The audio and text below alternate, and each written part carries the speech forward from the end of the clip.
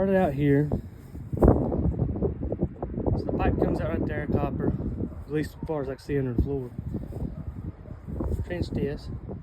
Pretty deep. Never did find it. Come down through here.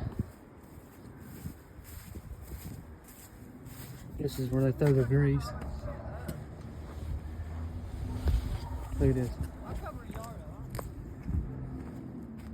See all that? Dug it trying to find that all the way down there. Come down here, put in 3 isolation valves. Still can't find a leak. That's the one we just put in. We found it right here. Now if you're watching this, it's just bends and warps everything. So the way this goes, we focalize here.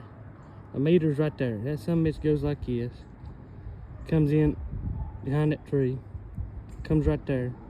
And besides, you know, whatever. Swerves up through here. Right there.